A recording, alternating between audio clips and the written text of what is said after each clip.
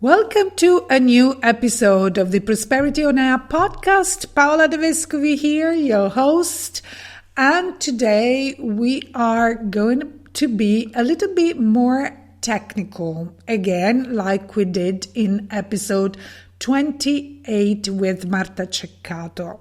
My guest today is Louise Green, another amazing. You know that I will be using this word again and again until the end of January for sure. So another amazing speaker at the Women Who Dare to Desire conference taking place in London on the 31st of January.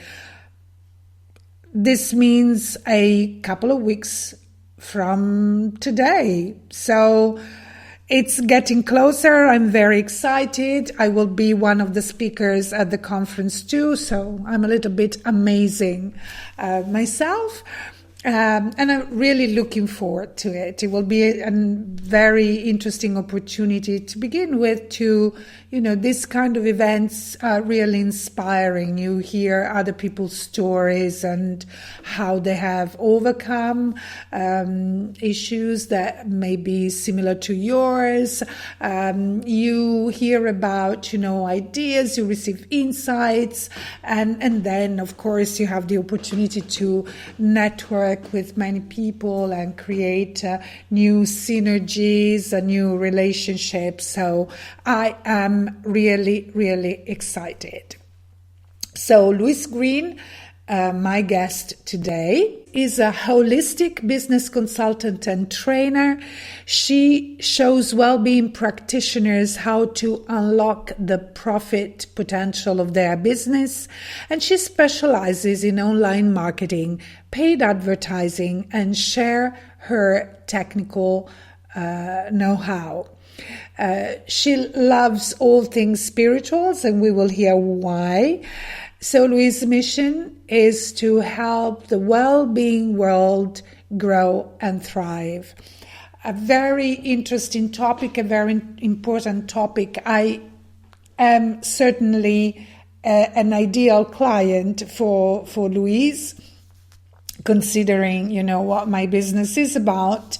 And I must say that, spiritual people, spiritual teachers, healers, coaches, artists, we love doing the things that, we love. So we love, helping other people, conducting our coaching sessions, doing our healing work, devote all our time to our, artistic productions.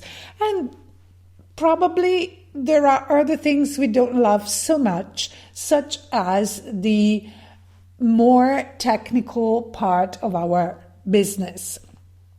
Honestly, I'm very curious about technology. I like to be updated about it, but for sure there are certain things that I would definitely love to outsource to somebody who is so capable and an expert in the field like Louise. And I have learned a couple of things I didn't know about, such as the use of Google My Business, which is ideal if you have, your local, let's say, brick and mortar kind of business, and you are also working online. And about a website, which is a gold mine of information about the questions that people ask on Google, on other search engines that, of course, are related to your business. And so all these questions can be titles for your content, for your podcast, for your blog, for everything you do online, maybe for your courses as well, so that people can find you more easily, because these are all the questions that they are asking for on the internet. These are the searches that they are doing. So we definitely have to take advantage of such a precious tool. And the name of the tool and the link to the tool are in the show notes of this episode. This episode is sponsored by my brand new membership coaching program, the Prosperity Hub, which is an affordable, result-oriented online group coaching program, as well as a community of like-minded women who want to live purposefully, stress-free, aligned with their values and passions in every area of their lives, both personal and professional. And it is also a sacred space for women to learn, experiment, share, design, and create the life and the business that they desire. You find all the information about this membership program on my website, www.projectprosperity.com/prosperity hub. And now, without any further ado, let's move to my conversation with Louise.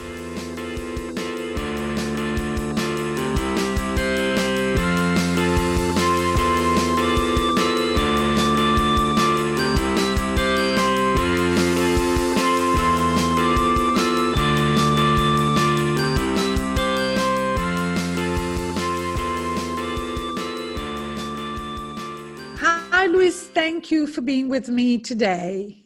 Thank you for having me. It's lovely to be here. Okay, so I have already said something about you to my audience, but I would like you to explain a little bit, what you do, how you help your clients, who you are, etc. Okay? Yes, lovely. Okay, so my name is Louise Green, and I'm a holistic business consultant and trainer. And I work primarily with sort of wellbeing practitioners, and I help them with sort of things like online marketing and paid advertising and some of the sort of tech know-how that they can often get stuck on, showing them how they can grow a business that is profitable. So that's what I do, and it's something that I have a deep passion about, because it's that sort of wellbeing community that I love being part of, and I love sort of sharing my skills and knowledge to help them grow businesses that obviously that is the businesses of their dreams, really. So. Yes. So basically what you do, you help them be visible. Yes, I help them be visible. Yeah, speak to the right audience. Yes, absolutely. And setting all those sort of programs and all the things they get stuck on because they're not quite sure how to get X, Y, and Z to talk to each other. Yeah. Those are the things that I help people with, because often that's where they can fall down, because they have these great ideas and they're not quite sure how to execute them. So I have that sort of that understanding of that sort of tech world and how that fits into the marketing side of it and all the advertising and all the visibility on search engines and things like that as well. So when I was reading your bio, I see that you also work a lot with also coaches and healers. And so I imagine that this is an audience who really don't love the technical part so much. So they are very happy to give it all to you. Absolutely. One of the things I learned from my coaches is you got to spend most of your time doing the stuff you love, and then try and outsource the rest. And actually that's how you grow, because that's how I've grown, is from outsourcing the things that I don't like, even if it's a bit of a stretch. Think, no, I need to focus on what I'm good at doing and let other people support me. So absolutely. So you love the technical part, and we are I love the technical part, and I love solving problems. Yeah. If I could be paid to solve problems all day, that's what I'd love to do. Oh, amazing. So we coaches and healers and spiritual peoples love to meet people like you. Absolutely. Yeah. So let's say, I'm starting my business today, and I am, one of your ideal clients who, are also represent a good percentage of my audience.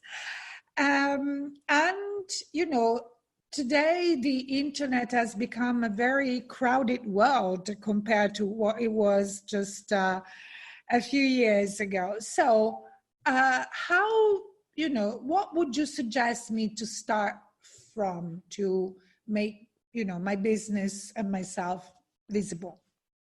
Okay, so the first question I ask any of my clients or potential clients is, are you on Google My Business? Okay, now Google My Business Tell is, us about it. yeah, so I'll tell you about it. So it is free, and it is something, so when you search for a local business or a small business online, and the first thing you see at the top, you see some ads. The next thing you see is a map with some little pins of businesses, and all those businesses are people that have this Google My Business profile. Okay, so setting one of those up is a massive game changer for people, and only about 50% of the businesses that can set them up have them set up. So it's a way of, it gets you physically visible. The first free sort of search results that Google provide, you would be there because people will be searching for a business near them.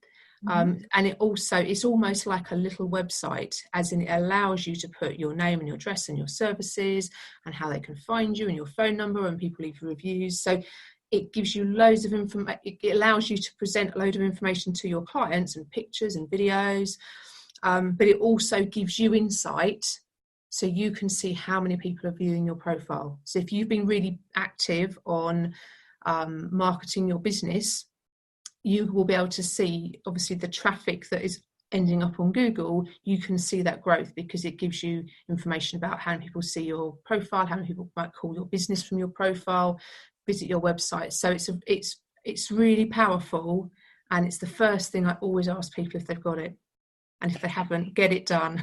Yeah, and it's interesting because, of course, we don't have to forget that Google is the number one search engine. They own also YouTube, etc. So it is important to be on this platform. Yeah, so this has something like 80% of the market share, Google. And the difference over social media is, obviously, people on Google have that intent. They are looking to buy. So you market to them because they are literally looking because they're trying to solve a problem. And if you're there, visible, solving their problem, then they will get in touch. And something like the average people spend 1 or 2 searches every single day looking for local businesses, and another 1 or 2 just looking for maybe stuff online. So, that's a lot of people. And I know I do way more than that. When I'm looking for things. So people are there looking, and they want you to solve their problems, and that's what we're here to do. So absolutely. A question, of course, I understand that, it is very important for local brick and mortar businesses be on this platform, but what about, people who have only online businesses? Is it still worthwhile to be there? Yes, it doesn't have the same power, and you do have the ability to say when you're setting up that you work at people's location, but most of my clients that I work with have that mix. Okay. And to be fair, lots of people, they start out, like I start out being a yoga teacher or a Reiki teacher or something like that, and they then go online because obviously that allows them to reach more people. So you do, it's much more powerful if you've got a local business, but you can have one without. Okay, so tell us something, all the things that are important to know for somebody who's starting a business to, be sure to be found, to be successful, using, more technical language to rank well on Google, and so that, from the very beginning, I can start the right way. Okay, so one of the really, it's obviously Google is an algorithm, so it is obviously a program that runs in the background, And Google's obviously intent is to, when you're searching for something, to give you the best results, because that's obviously what it prides itself on. So a few technical things to make sure you always do is get your name, address, and your phone number the same every time you write it online. And I don't just mean Google, I mean everywhere. So, and that's something, if your business has been around for a while, you might find that your name's gradually maybe evolved a bit, but being that pedantic, because obviously if Google starts going, oh, well, is that the same business as this one? It will then create a confusion in its mind. And then there you go. So that's one that's really important. The second thing is Google has a mobile first policy. So you have to make sure that your website is mobile friendly and secure. Okay, so the secure bit means that when you look at the beginning of a URL, it says HTTPS. Okay, if you don't have that S after the P, and you will notice it sometimes now I've said it, you'll go on a website and it says this website's not secure. And even if you don't take transactions through your website, it is something that your customers will be like, oh, is this okay to put my information on? And obviously also from Google's point of view, they look for that HTTPS, and that is something that is generally free, and it's something quite easily fixed. It's not something that takes a lot of time. And the mobile friendly thing, if you're not mobile friendly now, you just need to be making a plan to make yourself mobile friendly on your website. So. Yes, I'm reading also technical stuff to keep myself updated, and most not only most transactions, most activity today is carried out on smartphones rather than on computers. So it is very important to be mobile friendly today. So, and what about, other aspects like, listing your business on directories, for example? Okay, so with things like that obviously allows, one of the other things Google looks for is like links. So is your link to your business elsewhere on the web? So directories for industry specific ones and general ones. Okay, so, and I would say you don't need to pay for any of them. Just take advantage of the free listing, because it's more about getting your name and address and phone number out there in more places and a little bit about your business than it is about paying for some of these more fancy services they offer. And one I would say you do first above all others is Yelp, which is YELP, because that is where a lot of these voice assistants get their information from for local businesses. So like Alexa and Cortana, and they all come from that one, from Yelp. So that is one that you should make. If you're not on there, go away and do it now, because obviously the whole voice search is something that's growing and growing and growing. So people will be saying to their voice assistants, and I won't say her name because she might start talking, and they'll say to her, where is my nearest X, Y, and Z? And she will be looking on Yelp and places like that, well, particularly Yelp, for that information. So bear this in mind. That's important. Yeah, these are all things that, non-technical people don't necessarily know. So this is why it is very important. Sometimes, we may think that outsourcing certain tasks and areas of your business may be an expense. Of course, you have to pay. But since you are outsourcing these things and entrusting with those things somebody who's an expert, at the end of the day, you are saving money and time. Your time is precious. If you get yourself the first free listing underneath the map gets a third of the traffic from Google. Yeah. So if you can get yourself to that first spot, and because you're competing in the local market generally in small businesses, a bit of information will make it much easier for you to get to that number one spot, and then you've the extra traffic you will get through, and potential clients will pay for any time, outsourcing costs you've had. So yes, and especially for local businesses, and I'm thinking in particular, restaurants, but not only restaurants. I mean, also, other kind of businesses. For them, client reviews are very important. Absolutely, yes. Okay. And so Yeah. how do you, sometimes these reviews are, given spontaneously. I mean, for example, when I travel and I'm, staying in a very nice hotel and the service is very good, I spontaneously leave a review for the hotel. But this is not always the case. I mean, people don't always, leave reviews spontaneously. So what is the best way to ask for reviews?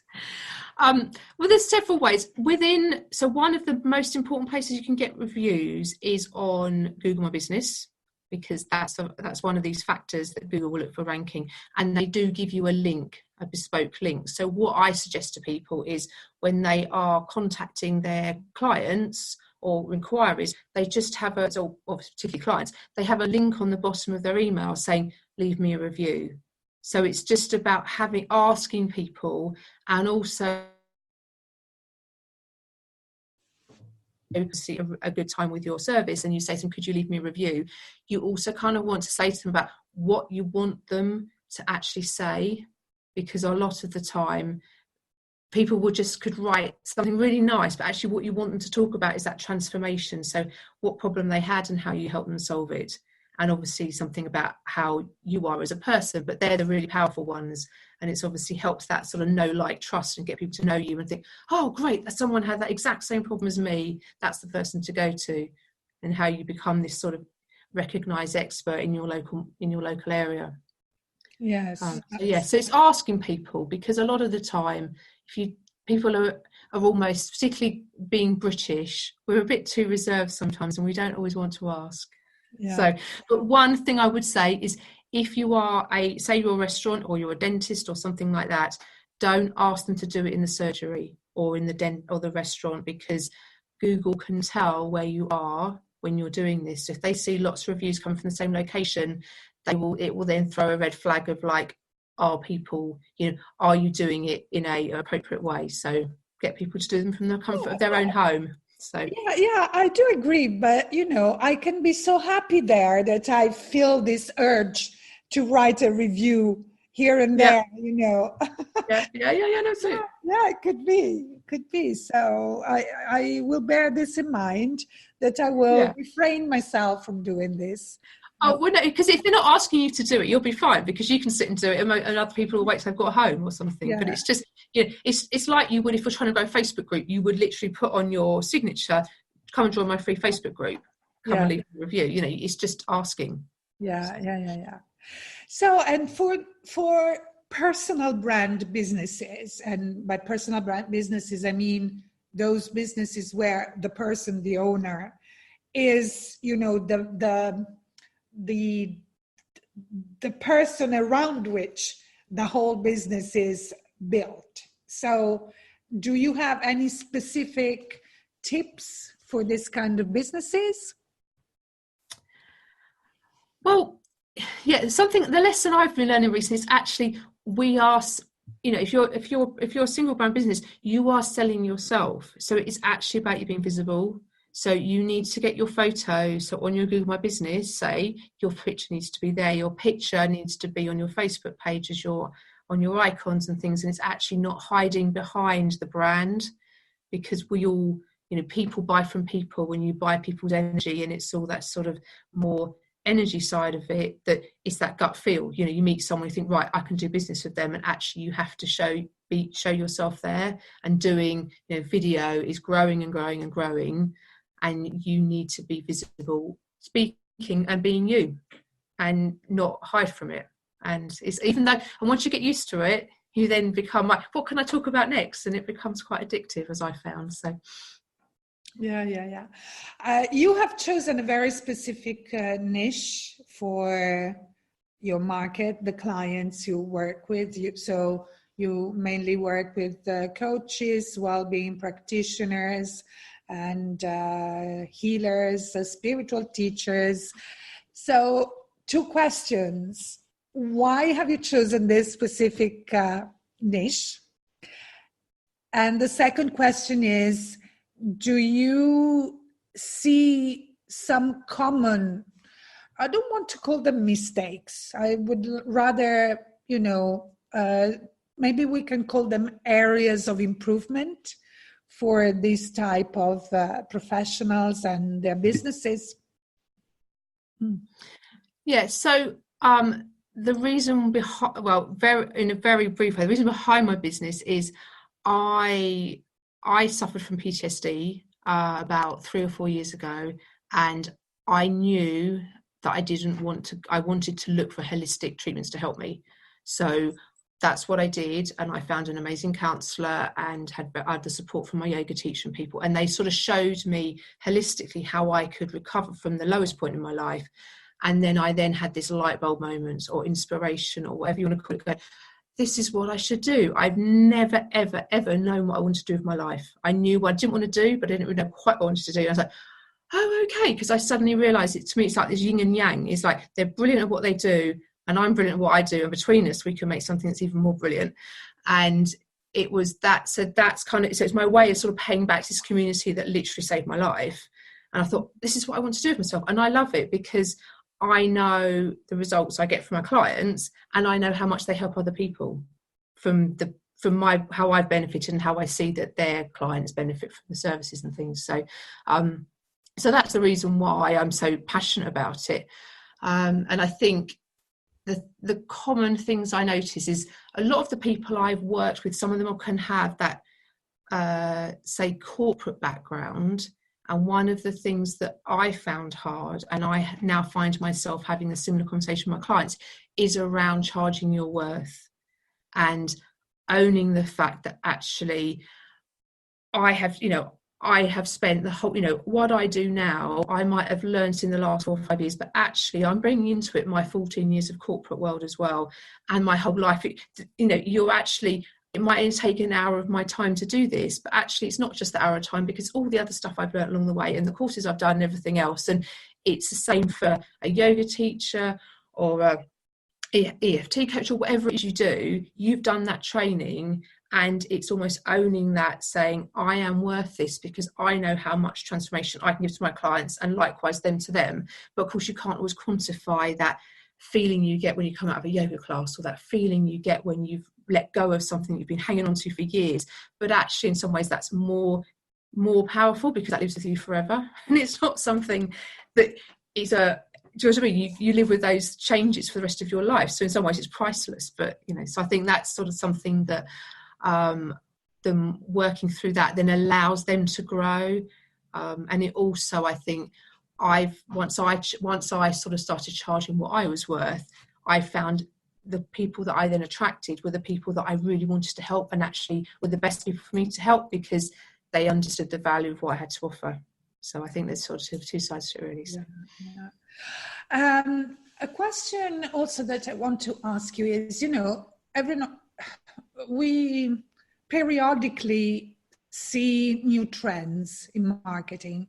There has been a time, when video was the thing of the moment, and videos ranked well everywhere on all social media platforms and on Google and blah, blah, blah.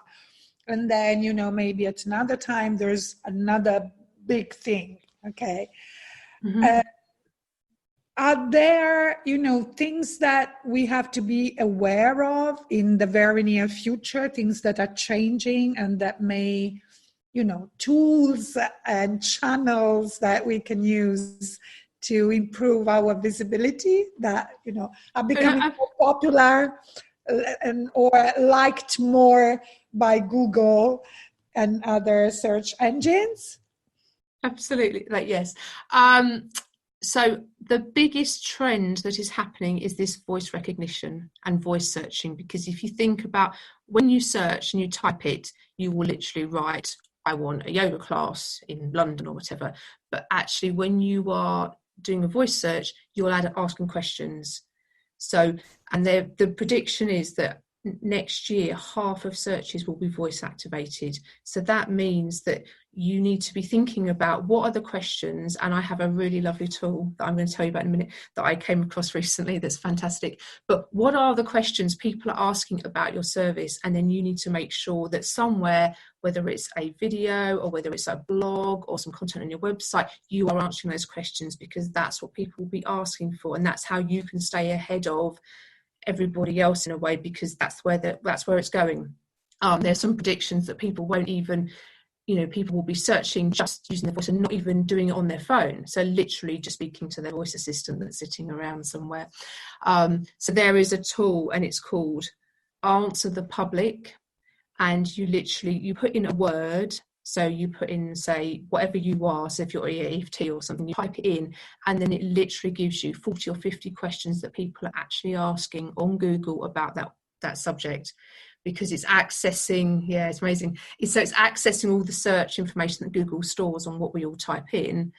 And it's brilliant. And that would be your blog content. That could be your content for the next year, just there answering all those different questions. And then when someone says that question into a search engine, there your stuff will appear, however you've decided to convey that information, because obviously these Google can listen to your videos, so they hear the words that you're speaking. So even if you've done it on a video and you've titled it, what is EFT, and you've said it all in the content, it will pick that up. So that is one of the big trends that's coming. And this tool's fantastic. So bear this in mind, and we will add this tool to the show notes so that I do. My audience can explore it and play with it and prepare the content for the future. Yeah. You'll have a little man. I apologise for there's a little man very excitable on the screen waving at you to get you to type a word in, but ignore him.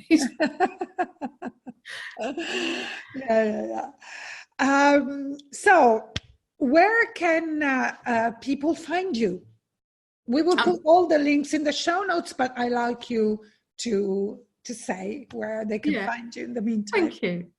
So my website is louisejgreen.com, and people can find me on Facebook. So I have a free group that I've set up, which is called How to Turn Your Passion and Purpose into Prosperity.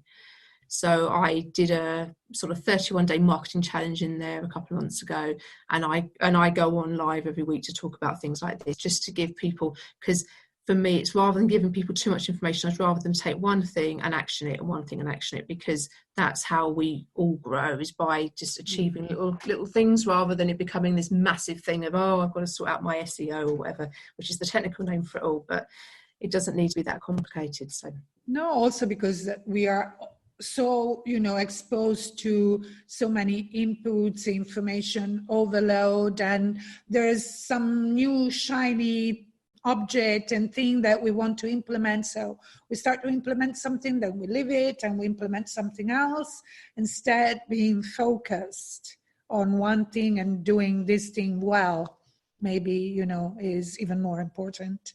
Absolutely. And it's just little steps in the big, the getting, the ranking on Google won't happen overnight, but over time, if you're consistent, and it's literally going, right, I'm going to put myself on one directory this week, one next week, or just literally doing something is better than doing nothing, and it will have the effect over time. So absolutely. So apart from the magic tool that you've given us, what is one message that you want to leave for my audience? Don't be put off by the tech. That actually you can't break anything. You can always change it, and just try. And there's always I love helping people, so I'm hit, but it's not just me. There are always people that can help, but just don't the things that are the things that you're in the back of your mind think I really should do that. They're the things that will make the difference to your business, and just try. Because you can't do it wrong. And just try, and I would say really outsource those things that you don't love doing, or that are really draining you, because probably do not reflect your passions, outsource them. I mean, yes, it's a little investment that you do, but then you are free to focus on the things that you love to do. And therefore, your business Absolutely. is fun. Otherwise, it becomes really draining. Yeah, but it's outsourcing to somebody that understands what you're Oh, yeah. doing. Yeah.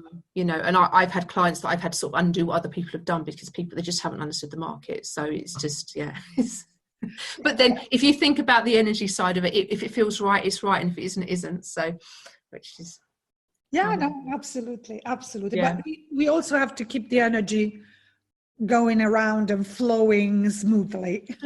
Absolutely. But that's the whole point, isn't it? It's like, people pay me to do what I do, and then I then go and pay the money back to them to do something else, which is how I end up. I find my clients, I go and have a treatment, and then I end up talking about what I do, and they're like, "Oh, can you help me do that?" And then it's just like, it just goes round and round, doesn't it? So. It's giving, sharing, and taking. Yeah, absolutely. Yeah. So Louise is one of the amazing speakers at the Women Who Dare to Desire conference in London, January 31st, 2020. And so I invite you to join us and to meet Louise and the other amazing speakers at that conference. If you are in London, don't miss this opportunity. If you are not living in London, this can be an opportunity instead for spending a weekend there. So join us, meet Louise, meet the other amazing speakers. And I'm really looking forward to meeting you in person in London in January. Yes. And thank you for your time. Oh, thank you for having me. It's been great. Well, I'm sure you received some very interesting and useful information from Louise. I must confess, I've already checked the Google My Business, and I'm, exploring it and see how I can use it effectively for my business too. My business is mostly online, so I really want to, find out how to best use it. I'm seeing Louise at the end of the month in London, and so I'm sure I'm going to ask her many questions. Louise, when you listen to this episode, get ready, because you will receive lots of questions from me when we see each other. And I have also used the Answer the Public tool. Very interesting. I must say, I just, completed a couple of searches, and I have titles for my content for at least a couple of years from now. So very useful tool, and I really invite you to explore both of them and to visit Louise's website. And connect with her on Facebook too. She's really good, and I like her very much. I like her approach.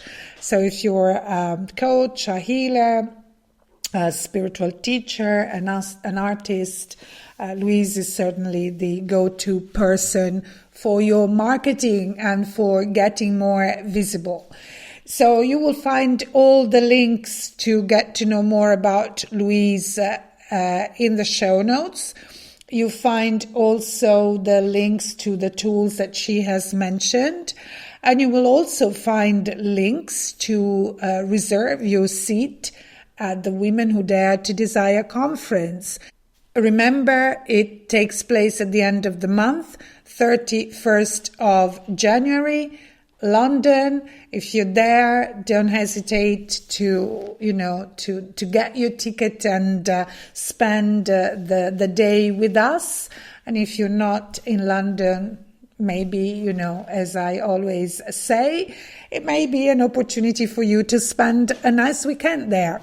So remember, you have another episode coming up this week on Friday, with an interview, a conversation, as I like to call them, with another speaker at the conference.